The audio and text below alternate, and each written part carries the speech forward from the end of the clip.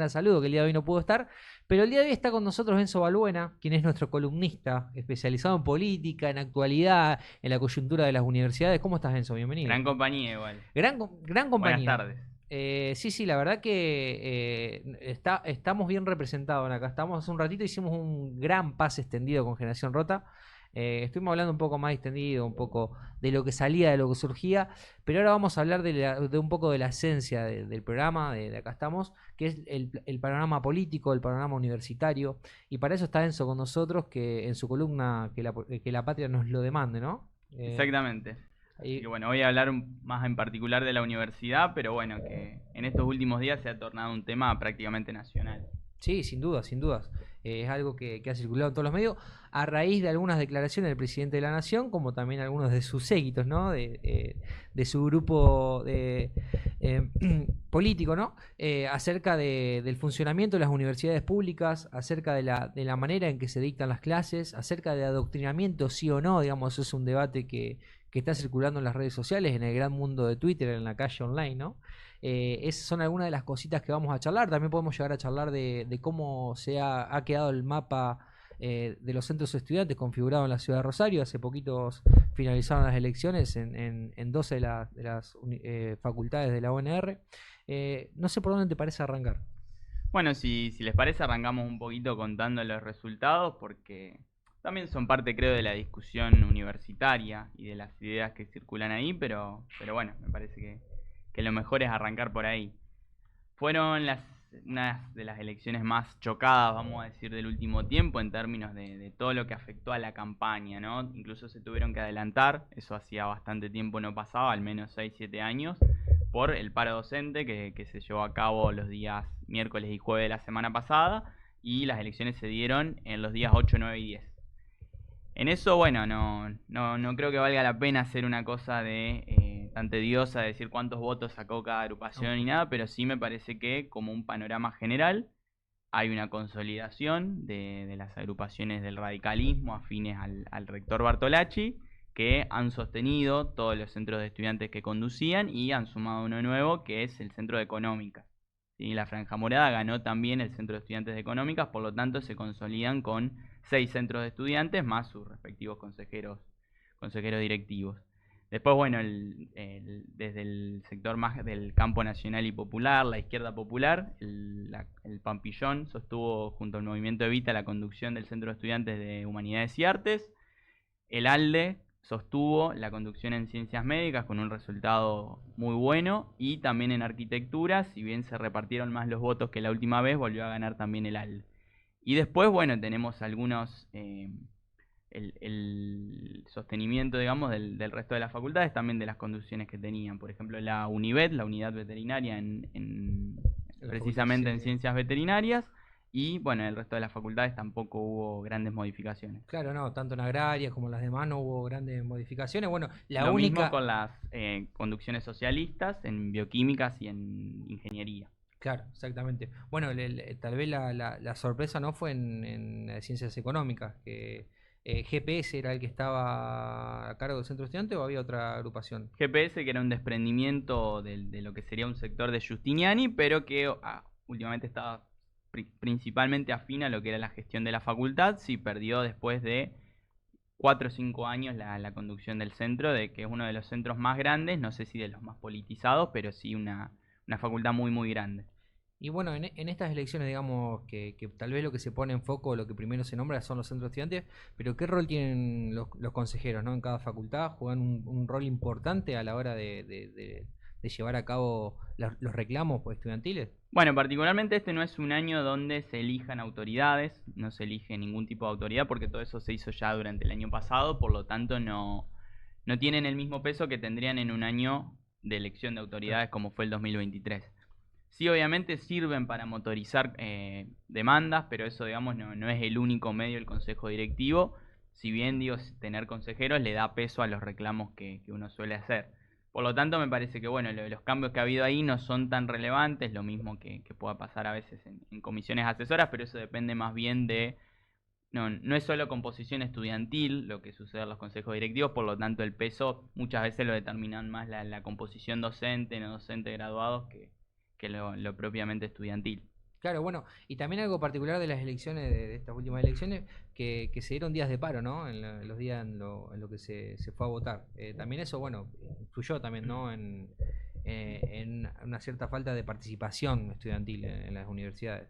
Sí, hubo una merma importante, eso la verdad no tengo medido cuál es el porcentaje que bajó, pero al menos tengo el caso de la Facultad de Ciencia Política, Claro. que es donde yo estudio, hubo al menos alrededor de 300 votos menos que en una elección normal. Una elección normal que suele ser entre 2.000 y 2.100 votantes, incluso una facultad que ha ido incorporando carreras, hubo una elección de 1.750 Claro. aproximadamente. El 300 votos tema que es, definen, digamos, son votos que hacen la obviamente, diferencia. 300 votos que cambian, digamos, y que, bueno, incluso todas las agrupaciones hemos bajado en la cantidad de votos que hemos sacado, incluso las que han subido a veces en porcentaje, pero han bajado la cantidad de votos generales. Eso me parece que queda abierto el debate si tiene que ver con que se ha achicado la composición universitaria. Yo creo que eso efectivamente está pasando y no se puede explicar solamente con que haya habido días de paro. Pero bueno, las elecciones estaban programadas para ser martes, miércoles y jueves y fueron lunes, martes y miércoles para evitar un día de paro más. Una pregunta que se me surge ahora, digamos, con respecto también a lo que fue a tono de lo que sucedió a nivel nacional. Bueno, si bien ya es oficial el presidente Javier Milei, hubo un cierto descreimiento de la política y fue algo que tal vez llevó a la postura de Javier Milei a que sea presidente de la nación. ¿Crees que también hubo un cierto descreimiento de la política estudiantil en las universidades? ¿Hubo también un retroceso en participación por ese lado? ¿Crees que fue parte del mismo discurso? ¿Cómo lo ves? Yo creo que no hay que dejar de tener en cuenta que son las primeras elecciones universitarias en la Argentina con el gobierno de Javier Milei. Yo no sé si no tengo la idea de que la derecha o lo que serían las nuevas derechas en el caso de Javier Milei despoliticen, sino que de cierta manera son más delegativas que en otro tiempo y no tanto. Antes la derecha se caracterizaba por una cosa del no te metas, ahora es metete y bueno, con una idea bastante apática en relación a lo que es el otro, ¿no? Lo plantea prácticamente en términos de una guerra y de una destrucción del enemigo que antes, en todo caso, la derecha, el menemismo, invitaba a no participar. Claro. Me parece que eso ahora no es lo que estemos viendo, incluso después de las elecciones universitarias. Romina Díez, por ejemplo, la diputada de Santa Fe, de La Libertad Avanza, publicó un llamado a armar La Libertad Avanza en todos los centros, perdón, en todas las facultades, incluida la UTN, que está por fuera de la UNR, en su regional Rosario. No lo había Por visto lo eso. tanto, sí, me parece que vienen a un armado también estudiantil. Si bien ya existen agrupaciones filolibertarias, existen agrupaciones que de cierta manera respetan una composición de lo que sería el armado del gobierno nacional, no estaban abiertamente como agrupaciones mileístas, que es Claro. lo que ahora me parece que se puede llegar a venir, o lo que están llamando. Se puede llegar a dar un armado. Bueno, esta pregunta también iba orientada a algo que se está hablando ahora. El propio presidente de la Nación publicó hace un ratito, que si lo podemos ver, un tuit donde habla de adoctrinamiento, digamos, es un tema que está... vi una respuesta graciosa que decía, bueno, hace 14 horas que venía hablando de adoctrinamiento, cambió un poquito de tema, pero es algo que se está hablando, digamos. Y el otro día fui a hacer unos videos a la facultad, además creo que te crucé, y una pregunta fue esa, si creían que había adoctrinamiento en las universidades públicas, puntualmente en la UNR. La gran mayoría contestó que no, salvo algunas excepciones, digamos, que sienten que cuando uno da una postura política es un adoctrinamiento, ¿no? Porque pasa eso, que hoy en día se condicionan las expresiones particulares, individuales o colectivistas de cada uno, como que hoy en día no se puede hablar de lo que uno piensa. Adoctrinamiento tendría que plantearse para alguien que no puede valerse por sí mismo, ¿sí? Adoctrinamiento podemos plantear a un chico, chiquito, digamos, de corta edad, que no pueda tener la capacidad de discernir. Si alguien que tiene más de 18 años está planteando que es adoctrinado, me parece que incluso se está valiendo menos a sí mismo. Yo creo que uno ya cuando es grande tiene la capacidad de discernir. En todo caso, lo que pasa en la universidad pública es que se plantean diversas posturas sobre lo que sucede. Después me parece que no, hay toda una creación de que las universidades son de izquierda, de que las universidades están totalmente cooptadas por la militancia, cuando en realidad, incluso te diría la mayoría de las universidades de la Argentina y también en Rosario las dirige el radicalismo, hoy mucho más cercano a Javier Milei que cualquiera de los otros partidos históricos de la Argentina. Entonces me parece que la figura del adoctrinamiento es una creación propia de querer deslegitimar lo que es la universidad pública, que viene desde el discurso y viene desde ahora concretamente lo presupuestario, que bueno, eso creo que es el dato que ha cambiado la Argentina. El 23 de abril, en la Gran Marcha Federal Universitaria, hay una convocatoria prácticamente unánime de la comunidad universitaria argentina. ¿Sí? 57 universidades nacionales, todos los rectores de todas las universidades, todos los gremios docentes unidos como nunca había sucedido, los gremios no docentes, los gremios estudiantiles. La verdad que me parece que vamos a una cosa significativa y que le ha llegado a lo que sería la calle online también, le ha llegado a Javier Milei, y me parece que a partir de eso es donde busca hacer una cosa que deslegitime. Eso me parece que es el gran dato de lo que, hacia lo que vamos. ¿Sí? Salimos de las elecciones, pero digo, el tema de la educación pública me parece que va a ser un tema que vamos a estar discutiendo todo el año, porque es inédito también, como ya yo creo que arranqué hace un poco más de un mes hablando precisamente de esto, es inédito el grado de ajuste que hay sobre la universidad. Bueno, se trata un poco, digamos, puntualmente me parece interesante que hayas remarcado el tema de la movilización del martes que viene, que bueno, como charlamos en el off, es algo que se palpita que va a ser grande, va a ser algo que va a dar que hablar, digamos, y como decís vos, hay un gran consenso por parte de las universidades, pero también lo que noto, digamos, también con estos mensajes de odio acerca del adoctrinamiento de las universidades públicas, también acerca de los ñoquis en las diferentes instituciones públicas, parte de un discurso tal vez de desacreditar el labor o la enseñanza también en las universidades y el labor de aquellos empleados estatales, para como dar una justificación de cierre, ¿no?, a diferentes instituciones educativas públicas, a instituciones como han sido el INADE, como han sido también TELAN, ¿por qué no?, en los medios de comunicación. Digamos, es como que parte también de esa batalla cultural y de estar en contra tal vez de todo y de buscar una excusa o un fantasma de algo que tal vez no existe, pero se usa de excusa para cerrar definitivamente algunos espacios públicos, ¿no? Sí, precisamente me parece que el primer gran paso que quieren dar es el vaciamiento de las universidades. Lo primero que quieren es que no haya nadie adentro para poder defenderlas. No van a plantear de entrada el arancel, no van a plantear de entrada el cierre de la universidad, sino que van a plantear una política de ahogo presupuestario que impida que la gente pueda estar ahí. Cuando no haya nadie para defenderla, van a avanzar con lo que verdaderamente quieren, pero digo, ya la cantidad de medidas contra la universidad pública me parece que da la pauta de que un gobierno que tiene estas características, una de sus últimas prioridades es la universidad. ¿No? Estamos hablando de un gobierno que no quiere vacunar a la gente contra el dengue, un gobierno que dice que el mayor ajuste lo está haciendo sobre los jubilados porque son los que más se lo pueden aguantar. Entonces digo, si esas son las prioridades del gobierno, bueno, la universidad está muy lejos de entrar, me parece, en un proyecto de país, además de que son tipos que directamente ni siquiera valoran la ciencia como algo que pueda tener un fin público. En todo caso, subordinan la ciencia a la producción privada. Y eso me parece que, bueno, se encastra con un proyecto de universidad que no tiene sentido en el funcionamiento público. Sí, además que bueno, estas discusiones tal vez que sean de manera más vacía, ¿no?, por las redes sociales, mientras el propio oficialismo hace compra de aviones estadounidenses, se da una gira por Estados Unidos, vamos, como hay cosas que contradicen tal vez el discurso del propio presidente de que no hay plata, ¿no? Como ahora, por ejemplo, el cambio de su vuelo comercial a presidencial de nuevo, digamos, como que se cae un poco la teoría, ¿no?, de que no hay plata y que hay que ahorrar y achicar lo más posible. Digamos, se ve que hay cosas para las que se puede destinar plata y hay cosas que no, como decís vos. Algo está claro, que la educación tal vez no es de máxima importancia, si bien, bueno, no se dice exactamente que se pretende cerrar las universidades, pero si la realidad es que si no hay presupuesto, es muy difícil mantener una universidad. Muchos rectores a nivel nacional, después no sé si vale, podés buscar, que hay una imagen que salió el día de hoy acerca de algunas medidas que tomó la UBA, puntualmente la Facultad de Medicinas, que bueno, recién comentabas que optaron por cortar el suministro eléctrico como una medida para bajar el consumo y los gastos, ¿no? Si bien es algo que significativamente no modifica mucho, es parte de esto, ¿no?, de lo que se va a ir achicando en presupuesto universitario.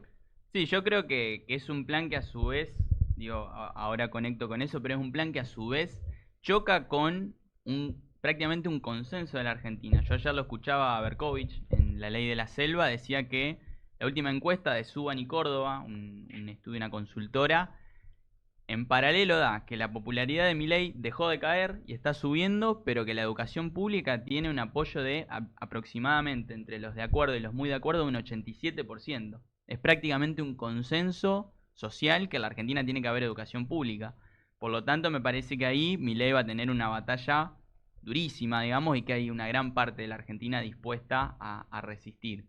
En eso me parece que, bueno, se empieza a reflejar una parte del ajuste que empieza a romper también el discurso de que no iba a ser lo que decía que iba a ser, que es esto que se está viendo en medicina de la UBA, por ejemplo, que está cortando la luz en los espacios públicos porque hay un recorte de aproximadamente un 80% del presupuesto real, ¿sí? Por la inflación, por los distintos recortes a los subsidios. Después hay facultades como Exactas de La Plata que está diciendo que no va a poder pagar la luz de este mes.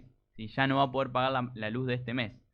La Universidad de Burlingame, que como lo habíamos dicho ya, recortó la cantidad de materias que se pueden cursar a 3 por año. La Universidad de Tucumán, cobrando bonos contribución para poder anotarte a las materias. Bueno, distintas cosas que se están viendo que ya dan una pauta de que, bueno, el ajuste no es un fantasma, no es campaña del miedo, sino que en realidad lo que está pasando es que la universidad en algún momento puede quedarse sin presupuesto. ¿Eso significa que va a cerrar definitivamente?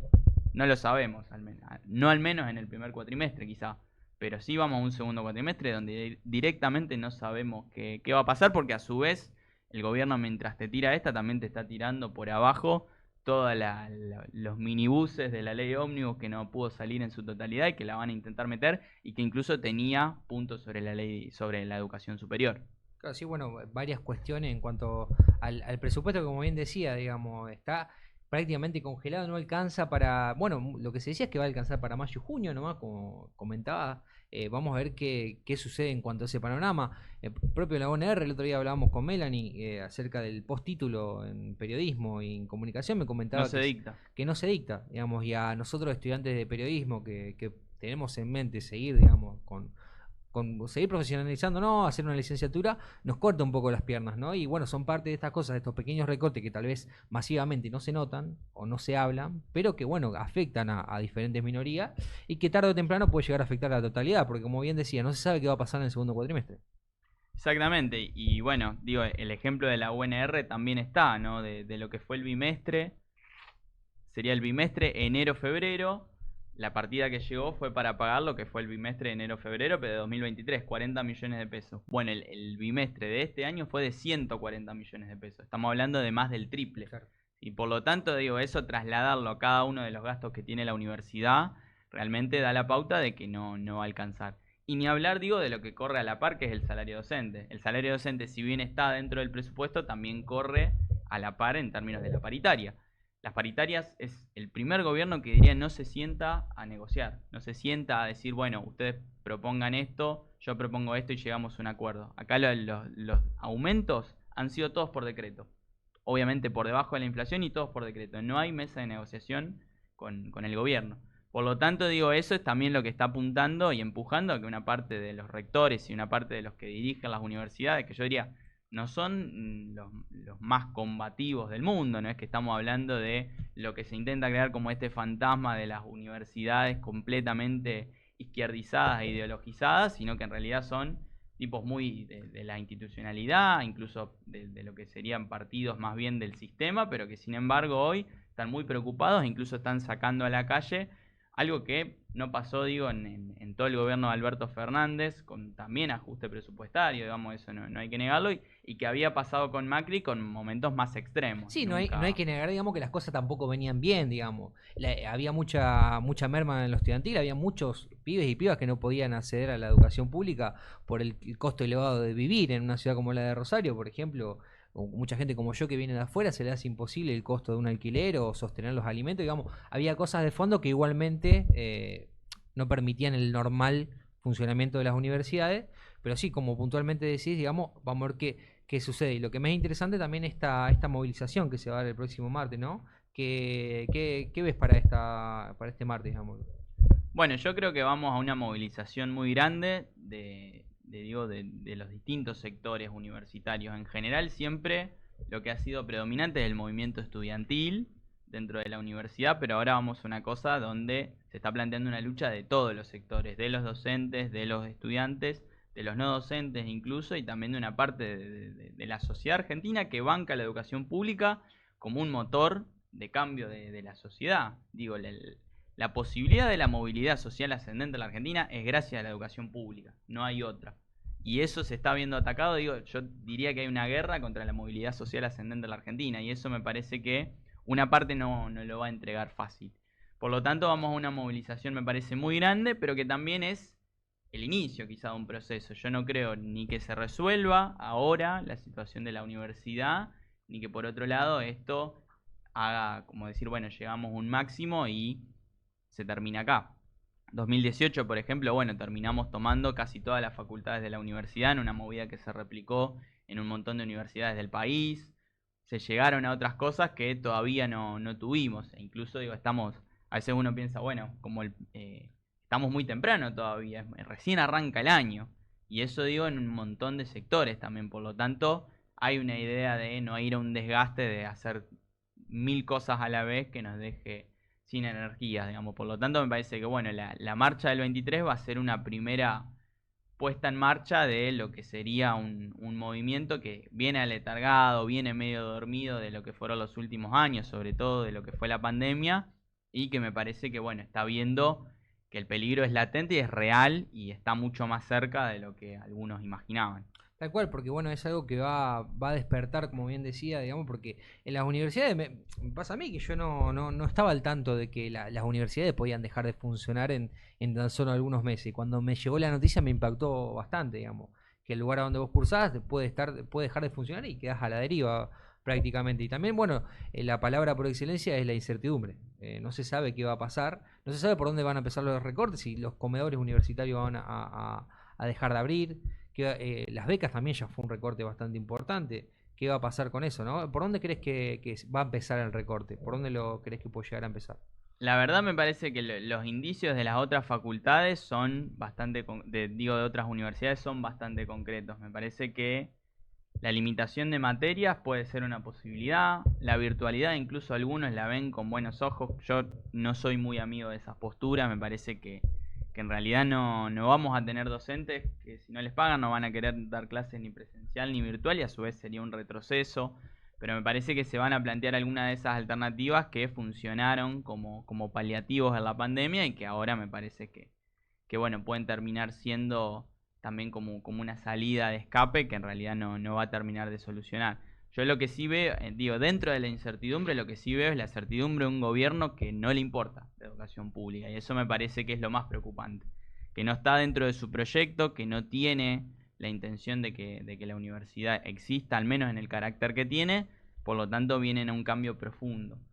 Y me parece que bueno, vamos a tener que ingeniarnos mucho para ver cómo defendemos esa universidad y cómo la transformamos en el tiempo, digo, porque también muchas de las ideas que se meten sobre la universidad se asientan en algunas cosas que son reales, como casos de corrupción, como obras que se terminan 10 años después de que se arrancan, como lugares donde, bueno, no hay, qué sé yo, hay gente que no va a trabajar y que cobra igual. Bueno, esas cosas también hay que decirlas, existen. El tema es que, en realidad, por fuera de, o a pesar de todo eso, te diría, existe una universidad que es orgullo para todo el pueblo argentino, que ha dado 6 premios Nobel, que ha hecho que un montón de jóvenes se vuelvan profesionales, incluso digo yo, soy primera generación universitaria el día que me reciba, digamos. Claro. Mis padres, digamos, pudieron casi acceder a la universidad, pero no lo hicieron, digo, me parece que es la realidad de muchos, y hoy la Universidad Argentina, que en los 80 tenía una población de 300.000 personas, hoy tiene más de 2 millones.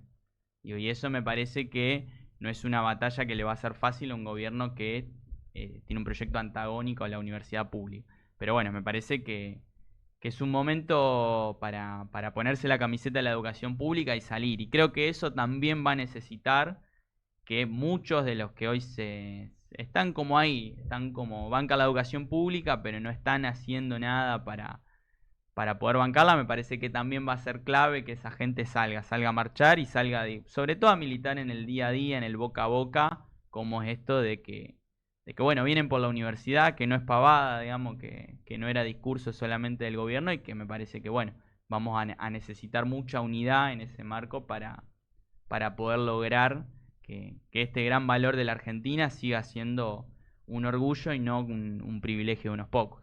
Bueno, sin duda, claro, el panorama que ha brindado eso. Bueno, el martes vas a estar en la marcha, supongo, no sé si vas va a viajar o va a estar acá? Todavía no Bueno, se sabe. eso todavía no lo tenemos definido, digamos, Sí. hay una... Lo que estamos haciendo desde nuestra parte es recolectar toda la gente que tenga las intenciones de viajar y presentar a los distintos, tanto gremios como a la propia universidad, la posibilidad de que se brinden colectivos gratuitos para viajar. Difícil sería que paguemos para ir a marchar por defender la universidad, por lo tanto, si esa posibilidad no existiera, vamos a marchar acá y de todas maneras van a existir actividades en Rosario y en todos los puntos del país tratando de confluir en esta gran jornada que va a ser el 23 de abril. Pero de todas maneras, los ojos van a estar puestos en todo lo que pase en Buenos Aires y a su vez, bueno, me parece que es algo que también vamos a tener que ver qué rol cumple el gobierno ahí. Si va a ser un rol de seguir con la guerra, si incluso va a ser una movilización que se pueda llegar a reprimir, como plantea el protocolo de Bullrich o no, o si eso va a cambiar en relación a lo que viene pasando, ¿no? El otro día vimos de las imágenes más terribles, la represión a la gente que estaba pidiendo la comida para los comedores. Hoy el gobierno plantea enviar comida a Israel, digamos, prácticamente, la ayuda a Israel para su supuesta guerra. Bueno, me parece que acá estamos en otro plano y que difícilmente, digamos, podamos ver una movilización, o al menos eso pienso yo. No creo que vayan a reprimir una movilización universitaria, Con pero tanto bueno, consenso también que, con como bien tanto decís. consenso como Sí. tiene la educación pública en la Argentina. Pero bueno, eso dependerá también de a qué esté dispuesto a llegar el gobierno. Sin duda. Bueno, Enzo, muchísimas gracias por la columna de hoy. Nos vemos dentro de unos días para seguir charlando un poco del panorama, ¿no? Bueno, ojalá que tengamos mejores noticias, pero por lo pronto me parece que la buena noticia es que hay un movimiento estudiantil que se está despertando, un movimiento universitario que se está uniendo y que eso va a dar que hablar en los próximos meses a la Argentina. Así es, así es. Y bueno, nos vamos ahora a una pequeña pausa, pero recuerden que ahora a las 7 de la tarde viene el primer invitado del día, porque tenemos dos entrevistas. Va a venir quien es el secretario general de SADOP Rosario, quien es Martín Lucero, y después a las 7:30 va a venir Agapito Blanco, quien es concejal de la ciudad. También vamos a charlar el tema de los sindicatos de Trapito, que es algo que surgió en estos días a partir de algunas declaraciones y de algunos guiños a formar un sindicato como inició en La Plata. Así que vamos a estar charlando de esas cositas. Nos vamos a una pequeña pausa y enseguida volvemos.